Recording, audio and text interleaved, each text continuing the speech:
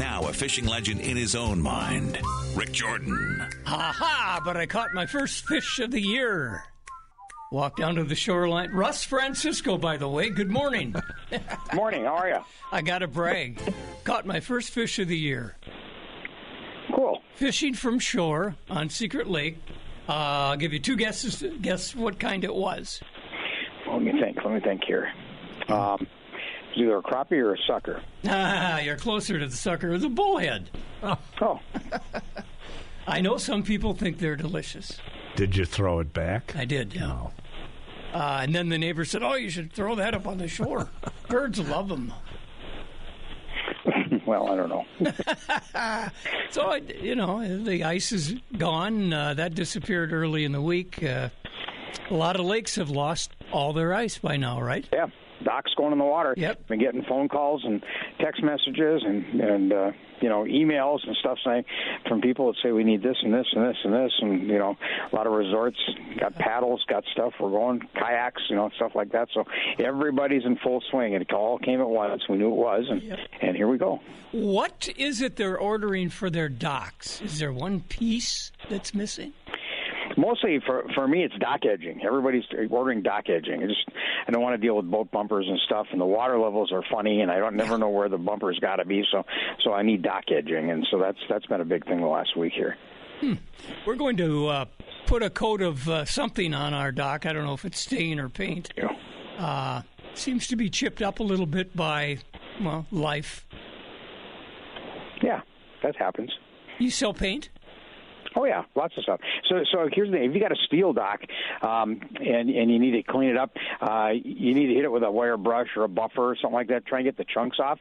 And you can paint it with a product called Rust Lock Primer. And Rust Lock actually locks the rust in it, and you don't even have to paint it when you're done. It's done. I've painted a couple of trailers with them over the years. One of them's must be close to 20 years now, and it's still looking good.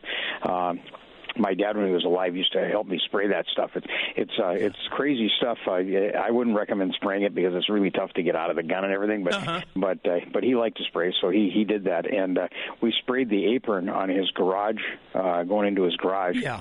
He's been gone now for quite a bit. But anyway, every day I go to the house. When I go there, I scrape my feet on that Rust Lock Primer that's on the concrete, and it's still there. It's just amazing stuff. So it's good. It's called Rust Lock, and it works good, and it'll capture the rust and hold it in, but not loose rust, the pitted rust. So you got to get the loose stuff off. Yeah. But that'll do good for you, and it's easy and it's quick, and you want to wear rubber gloves because it doesn't come off. If you does get it come in colors? Stuff. It comes in, looks like galvanized gray. Okay. So it's an old color. Yeah. Any color you want as long as it's gray. Yeah, there you go. Good one, Dave. All right. We are so close now, just a couple of weeks away from opening fishing. Minnesota and Wisconsin, do they open the same weekend now? No. Wisconsin first, then Minnesota over Mother's Day weekend.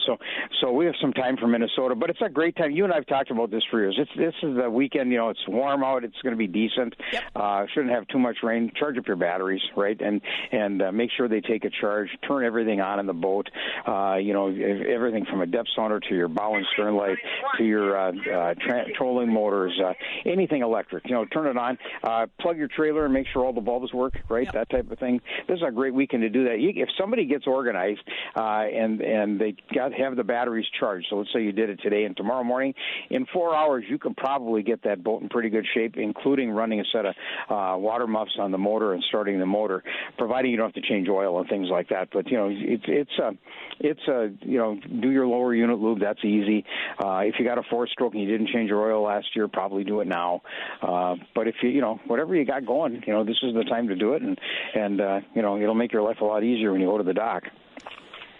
I'm thinking we did not change oil, but we did drain the lower unit. That always scares me. I've had it freeze up over one winter. Yep, you bet. And that was a mess. That's a real must, especially in 2-stroke. That's an easy fix. Mm-hmm. But if you didn't change your oil and you used your boat fair amount last year, you got to change the gear oil, and put a new filter on it and stuff. And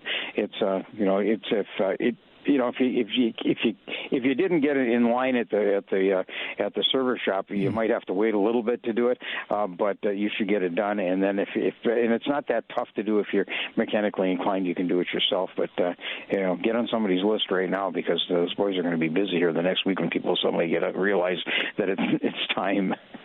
Easy to do, the lower unit. Just put a pan under there, and it's a set screw. Whoop, whoop, whoop, and down it comes. That's a snap, yep. And the water, and the air is warm now, and everything's warmed up, so it'll flow really well. And so we'll talk about that. If it comes out looking really like good color, like when it went in, you're in great shape. But if it's milky white, or water comes out after the oil comes out, and the water's, or water comes out first rather, and then you've got a leak. So get it fixed. And if you had water in there over the winter, you probably dodged a bullet if it didn't already freeze up. That's right. If there was enough water in there, it could freeze up, push the seal out, break the lower unit. I've had that happen on boats before, not personally, but customers. So, but if you see water, or if you run it first to warm it up, a lot of people do that, and it comes out milky white, you've got water in that thing. So probably time to get it looked at. Oh, man. Isn't it always something? Yes, it is. Yes. So, some good deals at Marine General Supply. Well, we got all the boat stuff out. So, polishes and cleaners, oils, filters, bilge pumps. Bilge pumps been a big thing this year. I don't know why. So a lot of bad bilge pumps. But so we got all that stuff out and ready to go. If you need rods and reels, we've got them all on special. We still do Fenwick rods, give away a reel at no extra charge. We've got all kinds of deals on lures and racks, and we're giving away hats from Rapala and Crush City and things like that. There's lots of fun stuff in the store right now. So good time to stop in. Thank you, Russ. What are your hours? 9 to 6 Monday through Saturday, 9 to 3 on Sunday. MarineGeneral.com all the time. If you have any questions, you're outside the area, call 800-777-8557. We ship every day. He's the General. Thank you, sir. Appreciate it. Thanks, buddy. Good job. Bye-bye. Russ Francisco. I remember the time that I think it was about a $300 mistake. It was a 25-horse Johnson. I had done everything to winterize. I drained the lower unit, put in fresh oil, treated the motor or gasoline tank, and then round about Thanksgiving, we got a heat wave. Yeah. And a neighbor called and says, "Come on, let's go fishing." Okay. And we went up to, where did we go? We went to, I can't remember. Yeah. We went to a lake. And I brought the boat back and put it in the garage. Okay. And over the winter, the water that got into the lower unit after I changed it froze, and it made a spider web of the lower unit. And I thought, well, that's kind of pretty. I thought the paint had just gone bad, but it was the metal that broke, and it sucked water in there. And man, was that expensive! So you needed a new one. I needed a new lower unit. Lower unit. All right. Oh, I should have got a whole new motor. Where were you when I was talking to my wife about that? So the upper unit was fine. It was the lower unit that went out. All right. 9:22. We'll take a break and be right back. Sweet little Pat Kukla joins us. That's. You probably know Pat when you see her, too. Yeah. You might hear me before you see me. You know what? If in a crowded subway, I would recognize your voice anyway. It's been a while since it's been a long time since we met face to face. Oh, a long, long time. I probably wouldn't even recognize you anymore. That's what my wife said too. I'm sure you've gotten much younger looking, as we all have. Funny about that hair, though. A little grayer. Well, that's okay. At least you got some. If you're a mathematician, you can figure out when turkey season is. It's on, it's off. It's on and off. No, it's on. Oh. It's on now, right through almost the end of May. You don't even have to be. I think what confuses people is they have the youth hunt. Excuse me. Okay. The youth hunt first. And that kind of throws everybody for a little loop. But it started on the 17th. It goes through almost the end of May. So we're on. We're in the thick of feathers right now. Well, unless you've got a farm or a back 40 like I have, where the turkeys just trot through there all the time, how do you find an area to hunt those elusive turks? Well, the same way you'd find any public hunting land, really. Okay. Just on my maps. Of course, I can't speak, but it's pretty evident. Of course, all these little things you put on your phone now, it'll lay it out for you. Or you can go to the county office and get the maps. Any public land is fine. A lot of people. And probably, I don't know about this neck of the woods, but before we had them up here, we had great success in just knocking on doors and saying, would you mind if we hunted your property? Of course, being respectful of somebody's private land is about, goes without saying. We had to drive to the Rochester, Minnesota area to find turkeys. Yeah, we did. So we had a lot of success with that. I don't know about it anymore, but a lot of people still will, and they did it for deer too. But there's a lot of public land in our neck of the woods, that's certainly open for hunting. So that's open, very well marked. And for the life of me, I can't think of the many apps that we now have on our cell phones that are welded to our bodies that really spell it out and is really, really current on that type of property. I'm going to show people how to do it if I can find my phone. What? You're going to show people how to do it? Well, are you giving a class? Visual aids on the radio is always exciting. I can't even find my phone. You got this thing on your phone. You got it. It's right there with your clock. Is it? Oh, duh. Yeah. All right. Here, we're going to try it. We'll get that off there, and we'll turn it on again, and I'll say, hey, Siri, tell me where I can hunt wild turkeys. See what she comes up with. Boy. I found this on the web. It's that easy. Oh, God. See, you're so smart. That's why you get the big bucks. Yeah. And it says, search the Google area. Oh. Turkey hunting guide for Minnesota and Wisconsin. Best states to hunt. Minnesota and Wisconsin. Wow. So it's that easy. Well, where do turkeys usually hang out? Are they out in the woods or out in the grassland? Or Yes. Oh. So they hang out anywhere. Pretty much. At night, they always go to roost in a tree. If there's trees, wow. they always do. Pretty much the same one. They always come down at the same time. They have like a fly down call. And before they do that, they're pretty... They have they're pretty orientated as to those things. If they hate rain, so if they hate rain, they won't be out there too much. But they go up to roost high, so nobody will get them.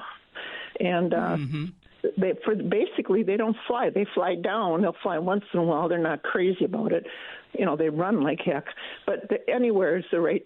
Anywhere. And anywhere if you have, obviously, seeds.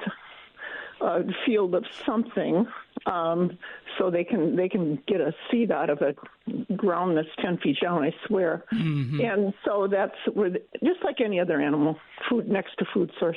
Yeah, we were at what we called Cast and Blast, and this was done about MEA weekend. I don't know, WEA Wisconsin, but it's like middle of October, I think, and we were sitting around the campfire having Pepsi.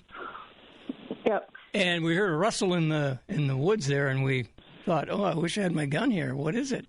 We're to be attacked?" And it was 3 or 4 turkeys that just strutted right past us and the campfire. And when they got past the clearing, they kind of literally looked around. You could see their necks turning and turning, and one by one they hopped up into the tree. More of a hop, and then one flap, and then they called it. They called it a night. Yep, they did. And then if you're in the woods and one takes off behind you, that will be your first heart attack if you've never had one before. 10-4. You are correct. Yes. Well, so yeah, it's turkey hunting is great, and the seasons are getting longer, and because we've had such great success, and they really are thriving up here, and it's a whole new. It's hard to think back to when there was no season up here, but yet here we are, so that's all good, and helps us forget about this miserable weather we're having this spring. Hopefully, it'll all be better. It'll all be better soon. I'll take your word for it. Yeah. I'm trying. Yeah, go ahead. You You had your no.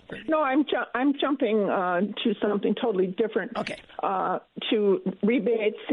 My industry has rebates like everybody does, but Smith & Wesson had a wonderful, wonderful rebate. It really did, and it's ending April 30th. And it's a free Veridian Green Dot Reflex site, which is a $300 site with any new purchase of Smith & Wesson. So that's ending soon, and that's really been a heck of a good rebate. Yeah, the rebates in this industry, especially in the firearms, are well worth noting. Some are just $25. Browning had it coming up in May, and not till the end of May, another nice rebate. For a while, they ran the 10% off of the purchase price. It's something to pay attention to. Of course, they've made it difficult. You have to go online. You have to do this. If you need help with any of that, we can help you. Not everybody wants to do that online, and we can help you with it. In the good old days, all we did was rip off the coupon and say, here, fill it out. Yeah. But, they're making it a little more difficult now. Are you or your people down your supply line talking about the tariffs and whatnot? I had my first come to Jesus tariff call, and it was expected. The lead shot, of course, is directly affected by that, and I got the call that it'll be going up tremendously. Shot shell reloading has not been so prevalent as it used to be. That was a huge part of our business, and shot, which is now, I think it's $50 a bag, that's going to go up, and it's going to go up fairly soon. That's the first direct hit that I've had. And again, we don't sell as much of that because for some curious reason, the ammo prices have stayed, even in some cases for shotgun, decreased over last year, which is interesting. So that is the first one. Of course, common sense tells you that there's going to be more. Oh, yeah. But this was the first one we say, okay, it's going to happen. It's going to happen now. All right. So, where do we find Superior Shooter Supply? We are on the corner of Ogden and Winter and Superior. We're open Monday through Friday 9 to 6 and Saturday 9 to 5. If we know absolutely nothing about what we're looking for, you can still help us. We're here to help you. Atta girl. Thank you. Bye-bye. All right. See you later. I've eaten wild turkey. Yeah. And obviously eaten farm-raised turkey. In fact, we lived... there is a difference, I would assume. Uh-huh. Yeah. Yeah. I'll be very honest. The wild turkey we had was, I guess the word would be gamey. Yeah. It more like a partridge or pheasant or something like that. Like that, yeah. That's right. More like pheasant. All right.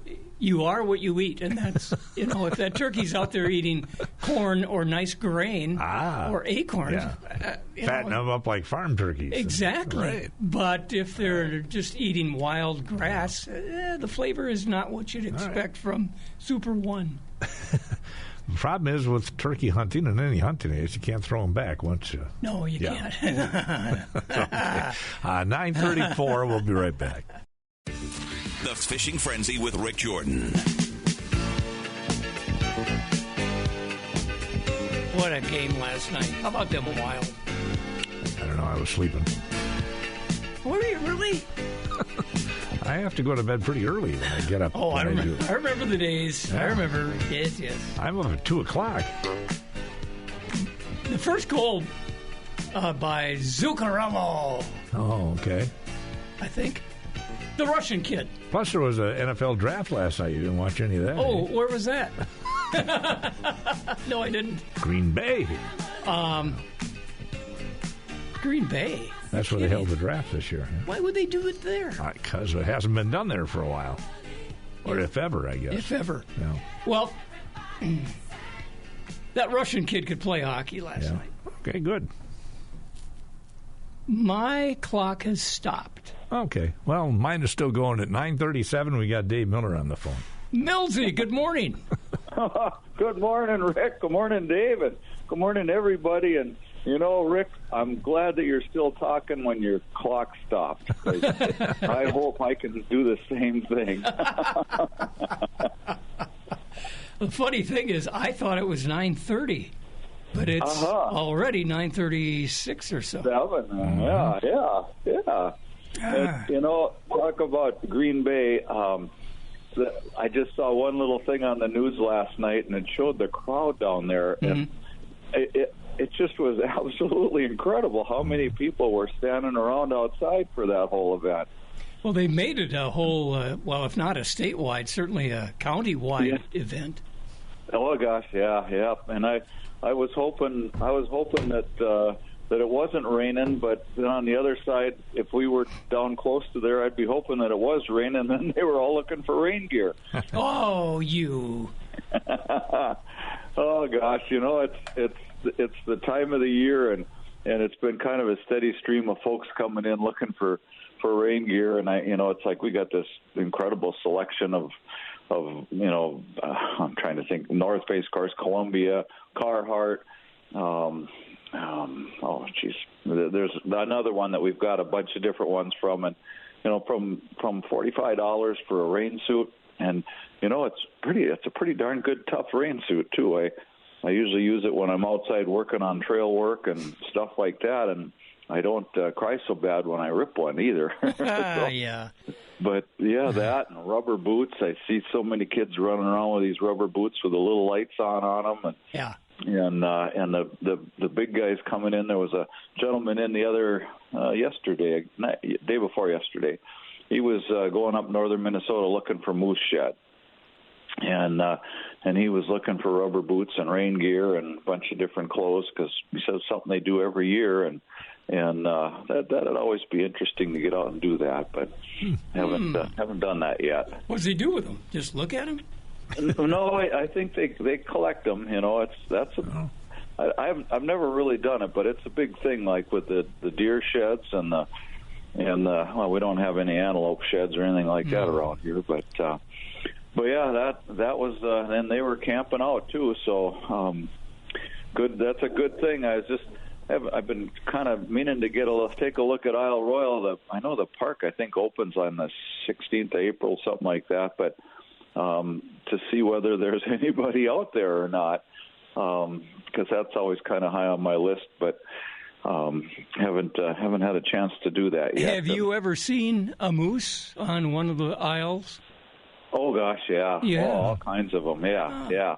I've only seen 2 wolves in my life up there, but I can't tell you how many moose I've seen over the years, and that's always a fun thing to see. Yeah, that's a wonderful trip. If you've never been on that boat that takes you over there, what is the name of it, Grandpa something? Well, no, the Grandpa Woo, that sunk on Passage Island years ago, but there's the Voyager and the Sea Hunter, if I remember right. Okay. Those are the 2 that go out of Grand Portage, and that's the way to go. There's at least 2 others that go out of Houghton and that area, and Copper Harbor, I guess. But yeah, it's very interesting.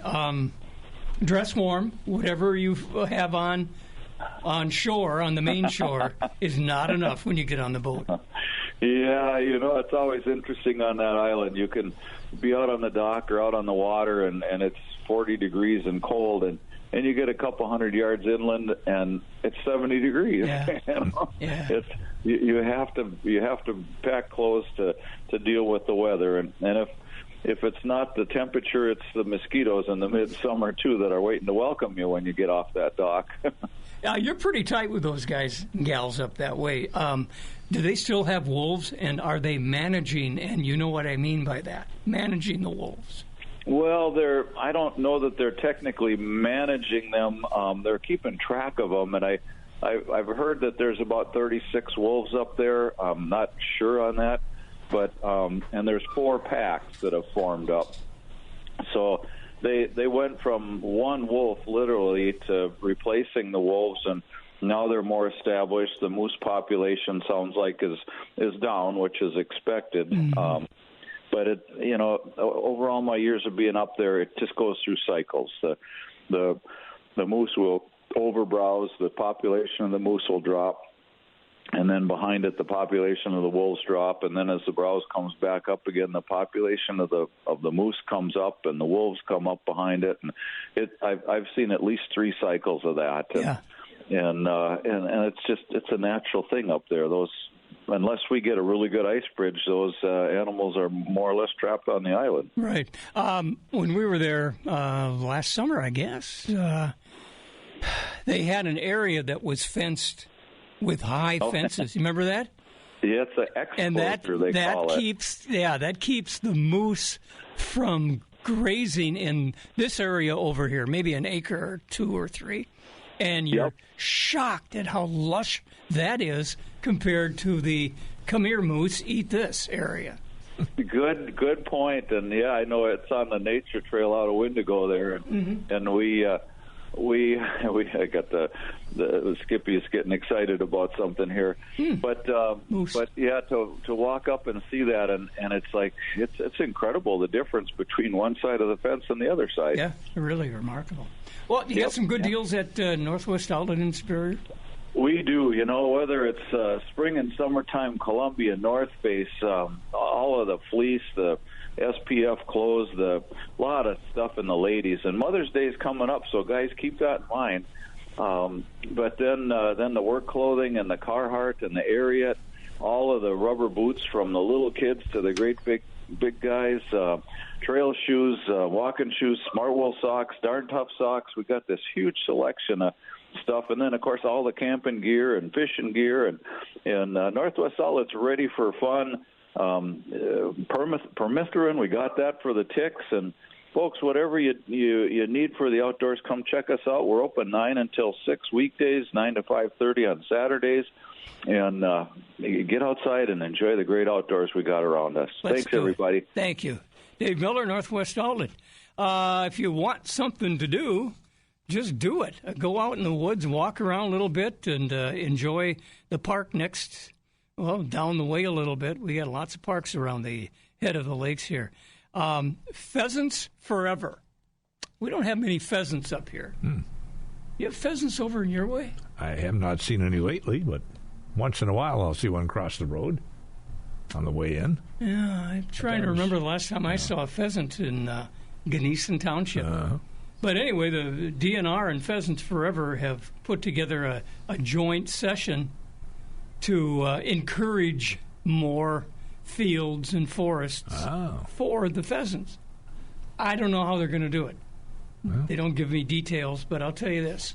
If there's no pheasants in there, there's a reason. Yeah. Is it too many people, too many puppies, too many wolves? Not enough to eat? Not enough to eat, all of those things.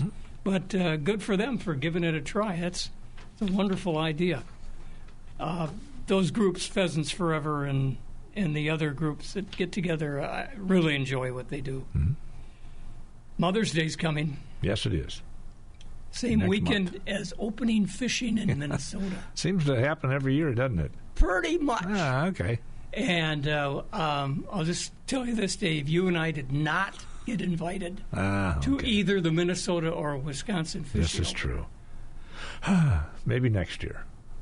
I'll put your name in. 7:40. Make that 9:46. We got to take a break. I'm Tim Lesmeister, and this is from the pages of the Outdoor News. Brought to you by OnX Hunt. The Mississippi River and pools 4, 5, 5A, and 6. All those pools are on fire right now. The fish are really biting. I'll tell you what's biting, but first. You fish the same waters year after year. But what if your next best fishing story is just a few miles away? Onyx Fish builds on 15 years of experience, giving hunters and adventurers a revolutionary angling tool to help you find new water, new access, and new fish. Find the right lake. Know the species, size, and abundance. Get expert local insight. Navigate to the right ramp fast. Then go fish in new lakes like they're your home waters. Don't chase reports. Make your own with Onyx Fish. The Mississippi River right now is really going strong. Everything is biting everywhere.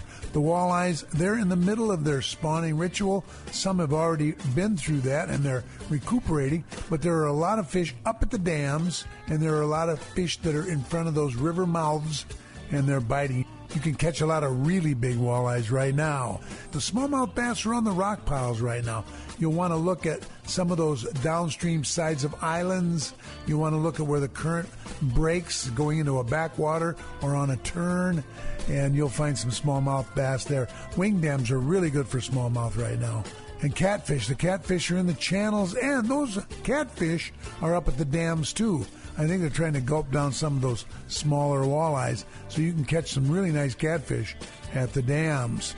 Northern pike and largemouth bass, you got to get into the backwaters for those fish. Anywhere there's very little current, you'll find those pike and largemouth bass. And the crappies, huge crappies going in the back channels right now where there's some current but not much. So it's a good time to be on the Mississippi River right now. This is from the pages of the Outdoor News. Time now for a Natural Resources Minute, brought to you by the Minnesota DNR. Hi, everyone. I'm Stephanie Stearns from the Minnesota Department of Natural Resources. Longer daylight and warmer temperatures suggest spring to many of us. But here's another harbinger of seasonal change: birds. That's right. Bluebirds and wood ducks are among the first species of migrating birds to return to Minnesota in March. Learning more about these winged signs of springtime is as easy as a visit to your nearest state park.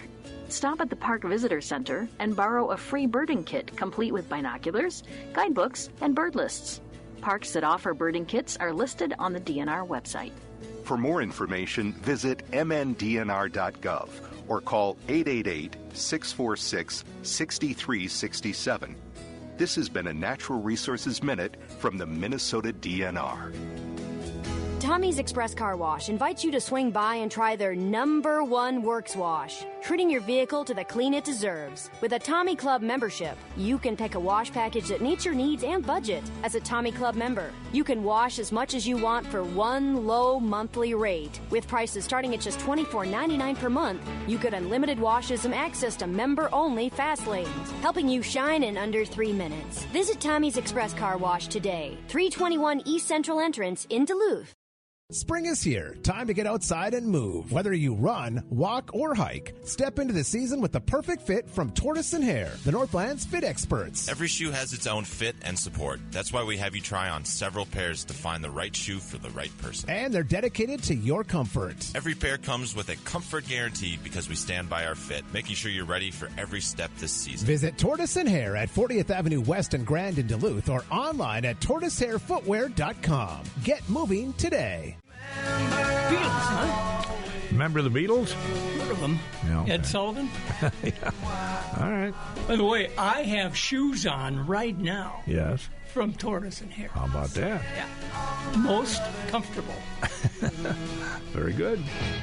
I'll pretend. Let's get up to top of the hill, up right in the lakes area. And the lakes are open up that way. Ooh. Matt King, top of the morning. Top of the morning. I got Tortoise & Hare shoes on too, Red. What kind? Hoka's. Oh, do ya? Yeah. I got some of those at home. Jimmy Stukel's a good guy. He's been around a long time. I knew him way back when. Sure. Yeah, the ice is off a pike. Yep. So that's one of the indicators that most of the lakes around here should have the ice off, because that's usually one of the last ones. Yep. Secret Lake was officially ice-free probably Tuesday or Wednesday. Yeah. So that's good. We're now we just need. There's some lakes up north of here yet, and up towards the Gunflint area too. Hopefully, we get some warm weather here and a little rain, and get the ice off of those ones, and we'll be looking good for the opener. So, what's a good bait for the opener? Minnows, leeches, crawlers? I would say minnows is one of the number one go-to baits of most people there, and then it would be a crawler, and then I would say leech, and then leeches will pick up a little later on, a little better. But yeah, a lot of people fishing, jigging a minnow, spinner in a minnow, or a bobber in a minnow. I'd say that's our number one selling bait to start the season, and then crawlers would be just right behind that. Are we leaving the lures in the tackle box for the opener? Yeah, oh yeah. I don't plan on fishing an opener as long as I own the store. So I'll be working for sure. It'll be busy. A lot of people coming in for bait, for licenses, and tackle and rods and reels and everything. So it's all hands on deck. The whole family's there on the opener. Yeah, that's great. We don't need artificial bait, though, for the opener, right? No, I would say generally, live minnow would be, pretty good option there. Chubs, and then we should have some rainbow chubs too, and some shiners, and then the light pike is a pretty, sought after minnow too. A lot of times. Light pike, that's the long, skinny one. Yeah, long, skinny sucker minnow. Yep. Oh, that's my clock just stopped. It's the second time this morning your clock has stopped. Time for a new one. All right. So that means you're going a long time, Matt. Yeah, I'll keep track of the time. Okay, you'll be fine. Okay, good. Yeah. I'm trying to think about the opening weekend. It's not necessarily, at least personally for the Jordan team, a very fast and furious fish. Yeah, it depends on, where you get into, what type of lakes and things like that. Sometimes if you get a late ice out, different spots where there's some current and stuff. For example, Fish Lake, where the current comes under the bridge there, Island Lake under the bridge, where the Cloquet River dumps into Island Lake, that's a popular spot on the opener because those fish have been, backing out of them rivers, just coming back out into the lake, and they're starting to look for some food. So those are pretty, high sources of where people like to congregate, and rightly so. That's some of the better fishing. Depth? Well, so like a lot of times, the warmer the water, the better. So I would tend to fish shallower, right? So lots of times, I found walleyes, for example, on like, say, some of these reservoir lakes, Rice Lake, Boulder Lake and such. I found them in as low as like 3-4 feet, right in the rocks and stuff. And, that's been pretty good. Or running slip bobbers. I like to run slip bobbers up to the sunken islands and stuff too, where it's shallower, and just find that depth they're at and keep adjusting it. And once you start getting bites, generally, when you're sliding that bobber into those spots, you'll do pretty well. I think it was last year, my boys and I decided, hey, let's just catch anything. And boy, did we start catching anything. From 3-inch bullies up to 5-inch, I don't know what they were, suckers of some kind. But we were catching fish, and that made us feel good. Yeah, it's always fun to catch fish, right? Anything. Whether it's pike or whatever whatever is biting. It's always fun to have something tugging on your line and reeling them in, and that's always a good time for sure. And a lot of people will be going after some panfish too. The crappie bite. Those two that'll be another thing people going for. It should be. I was, if you ask me, a few weeks ago, I was getting a little bit like, I wonder when this ice is going to go out. Yeah. But, now we got a little bit of that rain and even that snow we got the other morning, it warmed up to 60 degrees right away in the afternoon. So that snow was just like a rain. And so, that really helped get that ice off these lakes and get them opened up, get them starting to warm up that surface temp a little bit, and get those fish a little more active. And the wind shifted several times in 2 days. Yes, for sure. It's been, we've had a real change of weather patterns. Yeah. It's been up and down, and so it's been all over the place.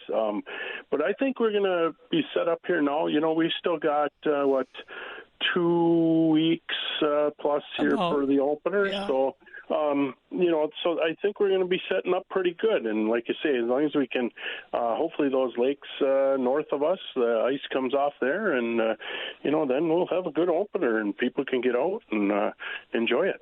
St. Louis River, how would that be for an opener? It's usually very good. Yeah. Generally speaking, that is very good. The ice been off there for a long time. And you can fish up to that 23 bridge starting on Minnesota opener. And then about a week later, they open it up all the way up to the first dam there. And, that's such a good fishery down there. And like you said, catching anything, right? Anything. You never know. They pulled what were we talking about before? 72-inch sturgeon out of there, yep. And they threw it back. But there's everything in there. From big panfish to nice walleyes to sturgeon to pike to, you just don't know what you're going to get. I had an unknown fish on 20 years ago. I still have no idea what it was. I never saw it. There were some water skiers. This is over by not far from the drawbridge. Oh, yeah. The Strange Bridge. Never saw it. They said it was huge. Right after that, it went away. All right, I need your hours real quick here, Matt. Yeah, we're 8 to 7 or 8 to 6 Monday through Saturday, 8 to 5 on Sundays, and we'll change that on the opening week of fishing, and we'll be open longer. So check us out. We've got a lot of stuff in stock. And he will help you restock your tackle box and boat. Thanks, Matt. Thank you. Good job. Bye-bye. Well, we missed John Charlstrom. Mm-hmm. Let's assume that he's out fishing. Probably so. Thank you, Dave. All right.